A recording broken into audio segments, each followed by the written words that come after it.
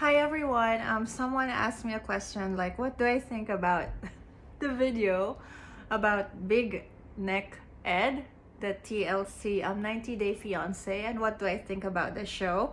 Is this real in the Philippines? About the things that I saw there. Well, I watched some videos and I didn't see everything, but yeah, what do I think about?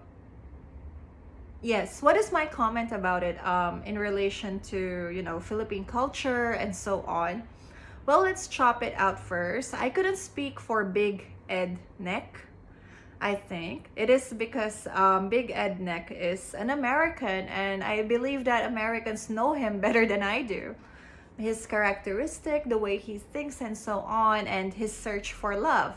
Now, but I could explain Rose's side. So, first of all, Rose is a 21-year-old and she doesn't have enough income and so on, and about the reactions that she felt. So, first of all, now I'm gonna be discussing about people living together in one house, about Rose's situation. So as you can see, she lived together with her family. Now this does exist in the Philippines. We have a strong family connection, and family for us is very important. Sometimes even if this family member has done terrible things, we will still forgive or accept them because they are family. For instance, like Rose, maybe Ed was saying the truth that maybe Rose was actually Rose's sister was actually asking money from Ed. So in that case, that's also normal, because for us, when you become a part of the family, we feel comfortable in asking for financial help or money. But sometimes it's, there's also a mentality that these people think, especially people who don't have enough income, they think that people with more income has the responsibility to help people with no income, like a social responsibility, something like that. Why do we think that way? Education, the way we are educated. Number two, Catholic, we are Catholics, so love one another, help one another. It's better to give than to receive, which is I'm quite against too. Because for me, I believe that help yourself before you help others. That is why I'm very limited in helping my family. So that is one sign in that family. And then another thing is,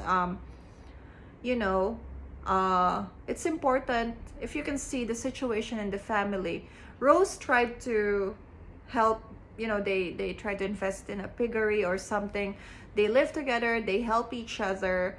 And if it's Rose money, it's everybody's money. Well, usually it's like that.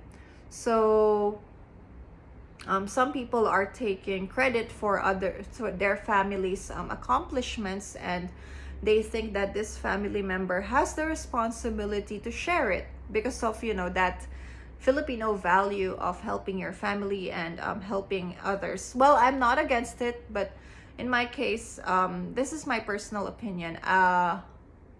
It's better to secure your personal life first before you can help others, because if everybody would lose, if the breadwinner loses income, everyone, it's like a domino effect. So that's really dangerous and it's not good.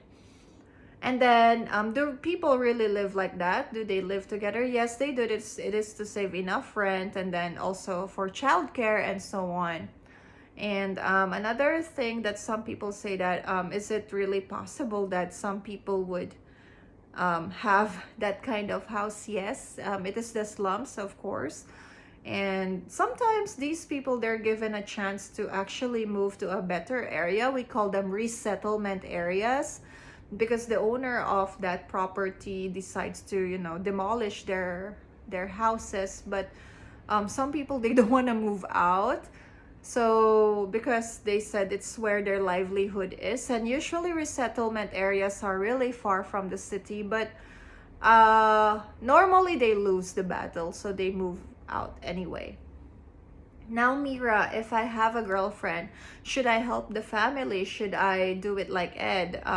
Can I stay at the house like what Ed did, well, it's up to you. And also ask your girlfriend if it's okay for her family for you to stay there. Normally, they would prepare for you, cook for you, and sorts of things like that. But they would also expect you to spend money and to give them pasalubong. Pasalubong is omiyage. Omiyage is souvenir from your country. Chocolates, toys, and even canned goods are welcome.